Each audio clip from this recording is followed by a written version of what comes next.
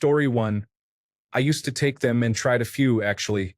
None of them made me feel different, so I quit my job instead. It was much more effective. I would recommend it. Story 2. I feel like daily tasks are more bearable, and I can slowly carry them out without my fight or flight response kicking in. Even some of the smallest tasks, like taking the garbage to the curb, can make me feel anxious. Medication can ease that feeling and help me overcome the fear that will inevitably turn to anger if I don't control it. Story 3. I take medication for anxiety related to post-traumatic stress disorder, and I can finally drive myself. I can even be in a car with someone else driving without clenching the seat and crying. I would say that's a positive change. My personality hasn't changed. It has simply calmed my mind, allowing me to handle things better. Story 4. I just added Wellbutrin to my Lexapro, so I haven't gotten the full effect yet, but I am close to wanting to paint and have gained back the 20 pounds I lost when I didn't know what to eat. My daily routine includes Eggs Benedict in the morning, followed by 20 milligrams of Lexapro and 150 milligrams of extended-release Wellbutrin. Substitute your favorite breakfast. I like Eggs Benedict because it's not easy, and you need to be organized to pull it off. Mine are now restaurant quality after months of this routine. I just started Wellbutrin last week, so I have something to help clear my mind to start the day. I just turned 70, which brings its own struggles, but after I finish a good Eggs Benedict, I think of my grandfather who took me out for my first experience, and it has always been my favorite breakfast. I don't want to go on too long, but I have to give Eggs Benedict almost as much credit for my recovery as Lexapro. I started the day with a goal. I wanted to make the best Eggs Benedict the first could, to the point where I would give myself a little applause like I would if I got a good restaurant dish. A satisfying way to start the day. Still have to do the dishes, though. Story 5. It quiets the noise for me. It reduces my self-hatred and eases my anxiety, allowing me to use the tools I am learning in therapy. Story 6. Without my antidepressants, I will attempt to take my own life within a month. I guess I have a personality change while on them, but the other side of the coin is that I'm alive to experience those changes. I'm less anxious, have fewer flashbacks, am less angry, and significantly less irritable while on my medications. The downside is that I feel a little more numb. My cases of depression, anxiety, and post-traumatic stress disorder are extremely severe. If I have to sacrifice a little of the happy feelings in order to alleviate all the negative ones, it's worth it to me. Story 7. It is actually quite good. It is not addictive and does not change my energy levels. It is helpful, though. Story 8. I can function. Simple tasks like brushing my teeth or folding laundry are no longer overwhelming or exhausting. Story 9. I feel super drowsy, but it made me feel unburdened. It feels like I have been playing a game on hardcore mode all those years, and now that I have lowered the difficulty to normal, I can start enjoying things again. Story 10. Often, they made me feel numb, which diminished my motivation. As a result, I felt depressed and overwhelmed. It was not a great experience. Story 11. It is difficult to describe, but I still feel depressed and am not happy with my life. However, the suicidal thoughts are mostly gone. I also cannot cry anymore, even when I am really upset about something. Story 12. I'm not sure my antidepressant is actually doing anything. I'm on a large combination of medications because of bipolar disorder, and most people with bipolar disorder require multiple medications. I can at least tell you that my mood stabilizer and its antipsychotic addition make me calm, enthusiastic, and happy. Life used to be difficult. Story 13. I don't feel different. I feel normal and I don't mind getting out of bed every day, which is a huge improvement. Story 14. Mine makes me feel normal, rational, and able to brush things off more easily. It took a lot of trial and error, but once I found the right medication, it was like my whole world opened up. Story 15. I'm still feeling depressed, but it's manageable. Suicidal thoughts have decreased. I feel numb and empty, neither happy nor sad. Additionally, I have a low libido. Story 16. Numb. It's hard to cry or really feel anything strong. I also sleep over 12 hours a day. It beats feeling suicidal, though. I mean, I still feel that way, just quietly enough to mostly ignore it. Story 17. You have more energy and mental clarity if you have attention deficit hyperactivity disorder and take Wellbutrin. It is a great non-addictive alternative to Adderall for some people. It may seem like it is not working at first, but remember it takes anywhere from 30 days to 6 months to fully see the benefits. Story 18. I am currently taking amitriptyline, not for depression but for chronic tension headaches caused by issues I am still addressing. It helps me fall asleep and stay asleep. That is all. I was on venlafaxine for nearly 10 years, and half of that time was spent trying to discontinue its use. Story 19. I used to take sertraline, which did nothing but make me feel numb inside and solved none of my issues. I recently started seeing a psychiatrist again, and this time they did genetic testing. I learned that my previous medication was not suitable for me. I'm now on Vibride, and honestly, it's doing a great job of managing my anxiety. I dislike that my parents were raised to be against mental health care. My brothers would have done much better in life if they had been taken to a specialist. Story 20. Very good. They probably saved my life. Suicidal thoughts stopped, and I don't feel like a zombie anymore. I felt like a zombie before. My anxiety has also decreased. The only side effects I experience are occasional tiredness, more frequent at first, and if I take them on an empty stomach, I get bad reflux. Story 21. Get a genetic test to see which antidepressant medications are compatible with you. I wish I had done it sooner, as it would have saved me from years of problems. Story 22. I have been on Effexor for about 30 years. I would have to be in a doctor's controlled environment to stop taking it since my brain gives me electric shocks if I don't. I feel lethargic and anxious even while on it. I am 62, so I think I will be on it for life. Story 23. It took me a while to find options without side effects. I have been using these for several years now. I honestly can't tell if they are having any effect anymore. I do not want to increase the dosage but am nervous about stopping them. Story 24. I tried a few different options. They helped with my negative thoughts but also made me very tired all the time. This constant fatigue was affecting my ability to work on achieving my goals in life. Story 25. I feel more like myself again. I no longer want to lie in bed all day, feeling miserable and contemplating death. I have a renewed chance to live life. I don't feel numb at all. I react to the world in normal ways instead of being dark, cynical, and apathetic all the time. Story 26. I feel a lot more numb to things like indifference. However, if I forget to take a dose, I become a mess and everything makes me want to cry. Story 27. It depends on the medication. You need to find the right one for you. If possible, communicate with your doctor that you don't want to be on them permanently unless it's necessary. With certain medications, you might plateau. They can act as emotional blockers. The lows are nowhere near as severe, but the highs are practically non-existent, making you feel like you're going through life without much feeling. You don't take them to get a buzz or anything. It's not a form of intoxication. Keep a diary of how they make you feel and any side effects so you can communicate effectively with your doctor. Finding the right medication can be a struggle. I highly recommend trying natural alternatives and exercise before committing to antidepressants, but ultimately you have to do what's best for you. Good luck. Story 28. Lexapro caused all the side effects and none of the benefits. I often joke about getting back on it to last longer in bed, as I never reached orgasm while taking it. It is important to note that selective serotonin reuptake inhibitors should not be taken for sexual performance purposes. I also tried bupropion as a combination treatment for depression and attention deficit hyperactivity disorder, but it caused significant nausea and increased heart rate, so I stopped taking it immediately. I have determined that my depression is less about a chemical imbalance and more related to my self-perception. Body dysmorphia is one aspect, and a lack of self-worth is another. This manifests in feelings of unlikability and imposter syndrome at work.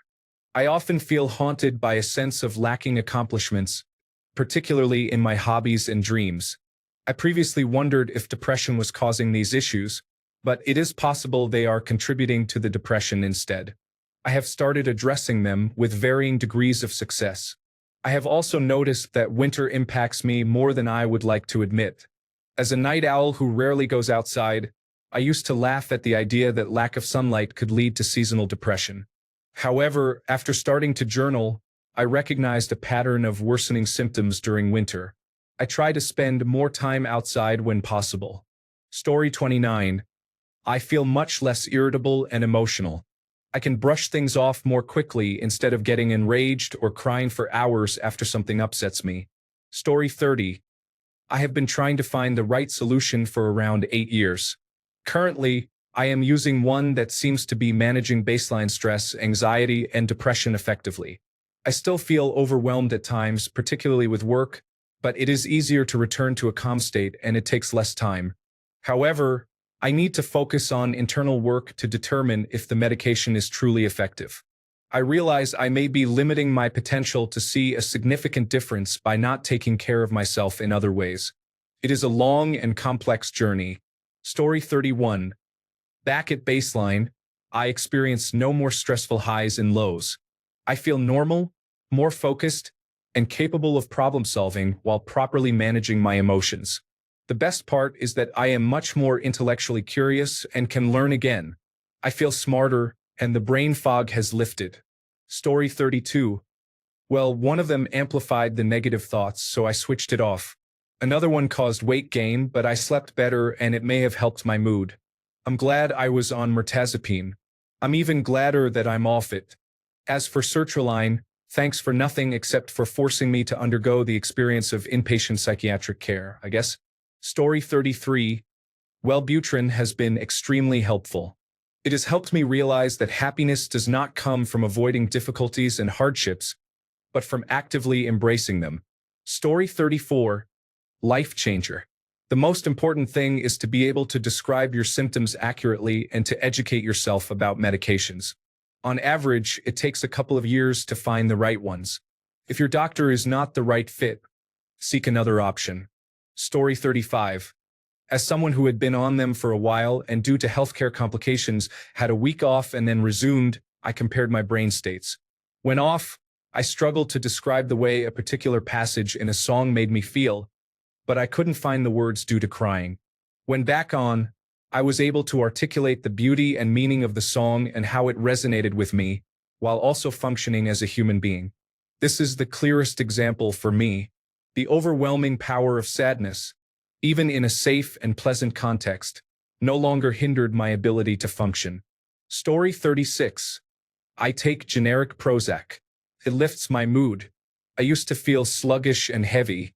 Now I feel like I can easily get up and be productive. Story 37. I have generalized anxiety disorder, which co-occurs with autism. With the antidepressant I am currently taking, I have learned to manage my anxiety, and the intensity of my attacks has decreased. I feel much better, to the point that my psychiatrist is considering stopping treatment. Obviously, the effects can vary from person to person. I have family members who have experienced negative side effects with the same medication. Story 38. Currently, I am in the process of switching to a different medication. I was on Trintellix and it was great. I had lost motivation for most things in life, dealt with chronic fibromyalgia, and felt extra emotional before starting this medication. It didn't significantly increase my motivation, but overall, I felt less sad, and my pain was manageable, which made it easier to get things done and smile. Now, my insurance has made a 90-day supply cost over $1,000. I am in the middle of switching to something else. I am about 2 weeks into the switch, and I am bedridden. Everything makes me cry. My body feels like it has been crushed by a garbage truck. Story 39. I was on Prozac for about 4 years and never really felt like it made much of a difference. A couple of months ago, I switched to Zoloft and still don't feel all that different, even after several dose increases. My sex drive is gone and my overall mood is more stable, I suppose, but not necessarily better. Instead of being extremely depressed, it feels like I just experience it a little less directly, if that makes sense. Story 40. The only thing I do not enjoy about my antidepressants is that I sometimes cannot feel happiness. I appreciate that they suppress my emotions, but that aspect can be challenging at times when I know I should be feeling happy instead of numb. Story 41. I am on medication now. I am definitely happier, but my motivation and drive are still low, and I don't really care about much. However, it is the best medication I have been on so far. Every other medication turned me into a zombie without the ability to maintain erections. Story 42. Without them, with them, but I want to feel. At least they helped. I do not feel many highs and lows, just an even keel. However, this is better than I was before. Story 43. I can sleep at night instead of staying up with anxiety. I also don't weep constantly anymore. Story 44. I am on Paxil. It was great at first, but now, 2 months in, I feel nothing. I cannot even cry, even though I am in pain. I have an appointment this week, so I will definitely be talking to my doctor about it. Story 45. Much better. Obviously, individual experiences may vary, but I am on 2 antidepressants that significantly help restore my ability to fall asleep, stay awake during the day, and maintain a normal appetite. There was about a month-long adjustment period for the first medication, during which it only caused stomach discomfort. The second medication required no adjustment at all. Story 46. Much better. Without them, I have trouble sleeping, feel agitated at night, become paranoid, and fixate on things. I still tend to be somewhat depressed and have a tendency to fixate, but I have been able to lead a reasonably normal and productive life with them. I still experience a full range of emotions. I have a normal range of emotions while using them. Without them, I felt just depressed, agitated, and miserable. Story 47. I started on selective serotonin reuptake inhibitors after experiencing 7 years of debilitating anxiety, which manifested in various physical symptoms, including daily heart palpitations, sometimes all day and all night, up to 15,000 per day, general dizziness, dizzy spells, feelings of head drop, numbness or the perception of numbness, vision problems, and ringing in my ears that would come and go. For weeks after starting on selective serotonin reuptake inhibitors, every single one of those symptoms vanished and has never returned. I do still get the occasional heart palpitation, but who doesn't? I got my life back. I'm more confident than ever, even before I had the anxiety symptoms. I can work better and focus better, doing things I was previously too afraid to do. My social anxiety is incredibly low. I've always had some degree of it, but it's now about 20% of what it has been my whole life. I feel incredible, to be honest. My mood is stable and I sleep well every night. My libido is okay. I had some bumps early on, but it's now totally acceptable. That's enough detail for now. If anyone wants to talk more about it, I'm always open to it. In terms of how I actually feel, I feel like myself again, minus a little extra anxiety. My libido is lower than it has been for most of my life, but still tolerable.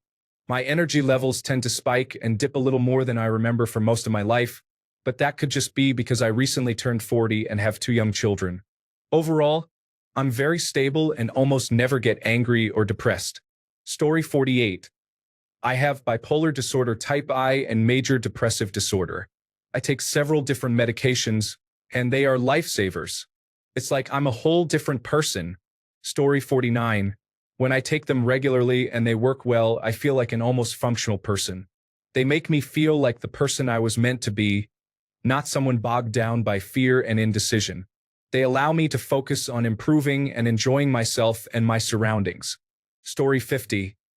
I have been on Lexapro twice in my life. Both times were quite awful, but slightly better than the alternative of being near suicide. I voluntarily stopped both times. Each time, my sex drive was completely non-existent. The last time I took it was a couple of years ago, and my sex drive never returned after stopping. I am not sure if this is normal, but I even asked my doctor repeatedly about that particular side effect, and he just brushed it off. Anyway, I will not take anything like that again, and if the depression returns, so be it. Story 51. I have been on various antidepressants over the years and have tried most of them. They do not make you happy. They only numb your feelings. You cannot be depressed if you cannot feel. They essentially turn you into a mindless zombie. Story 52. I took escitalopram for a couple of years. I felt aggressively neutral, which was what I needed. It didn't make me happy exactly, but it did raise my baseline towards zero. It made me realize my highs were not really that high because coming from minus 50, 20 feels like 70, right? So starting at zero mood-wise, I had some clarity about my life. That certainly helped me want to make changes. My Myers-Briggs type indicator tests came back as INTJ instead of INTP for a while. That was funny to me. It reduced my anxiety disorder because it diminished the physical components of anxiety to a degree. It affected my libido and diminished the awareness of erogenous zones entirely. I miss having sex, but at least I don't want to die is a hilarious song, by the way. I know you're not asking, but I received long-term help from therapy, which I did in combination with the medication. That's where I learned the tools I use to this day, even without the medication. However, if things got bad again, I would go back on medication. Story 53. I feel numb. Not too happy, not too sad, just numb. Extreme highs and lows are things of the past. The unfortunate part is that there are times when the full range of emotion is appropriate. Things that should bring extreme joy and happiness, or things that should make me very sad, no longer have much effect. Unless I miss a few days of my antidepressants, then my emotions can swing to wild extremes at the slightest provocation. I don't want to die every day anymore, so that's good. Story 54. Better.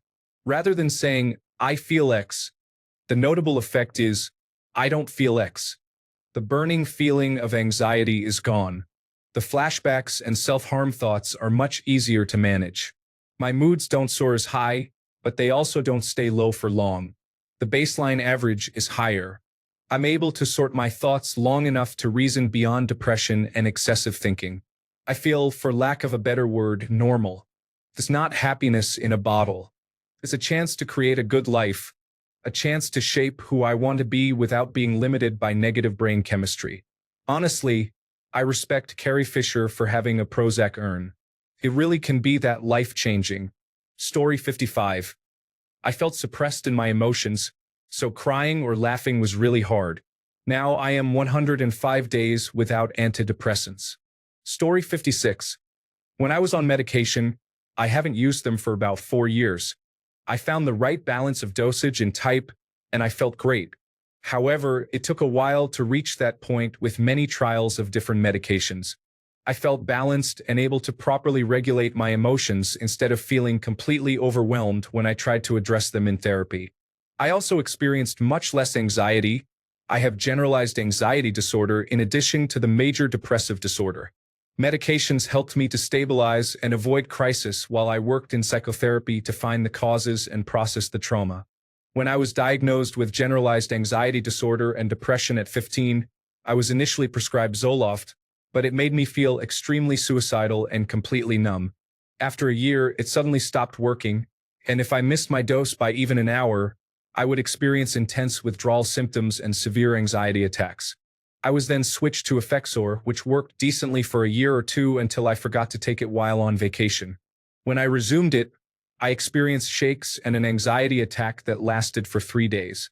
I then stopped medication for about a year and a half until I experienced sexual assault and had to start medication again because I could not get out of bed anymore.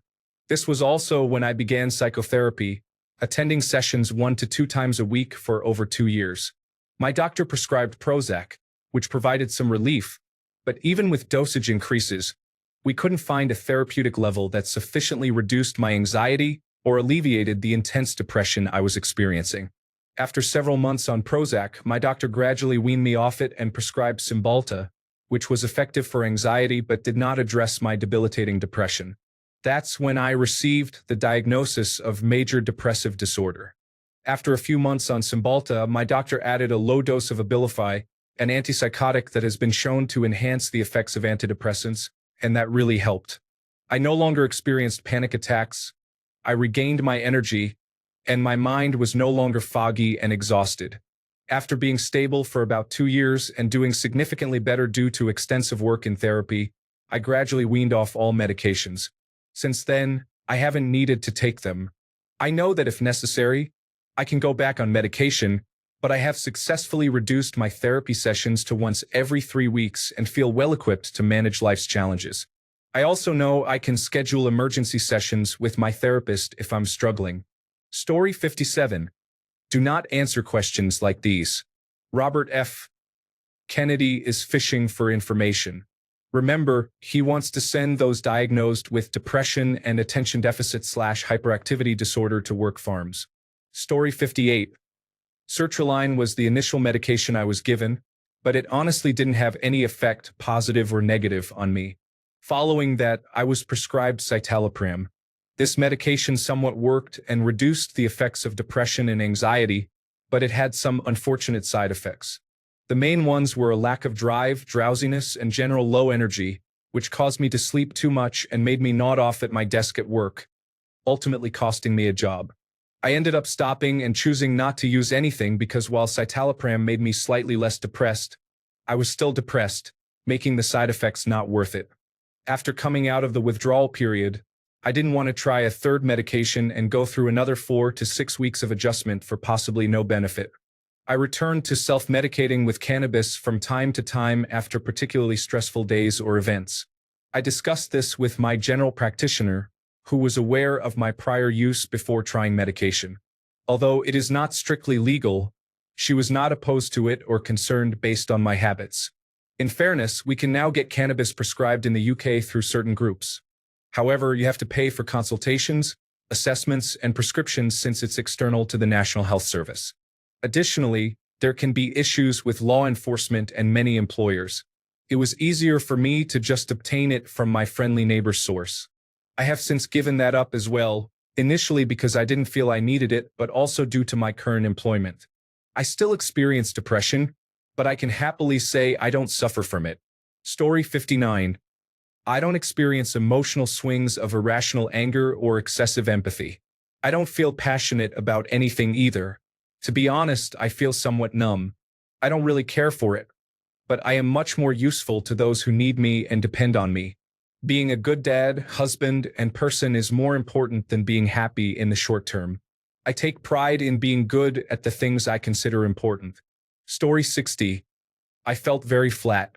The lows couldn't fall any lower, but I also couldn't feel joy or genuine happiness. I was just stuck in the middle, feeling blah. Story 61. Short answer? Better. Long answer?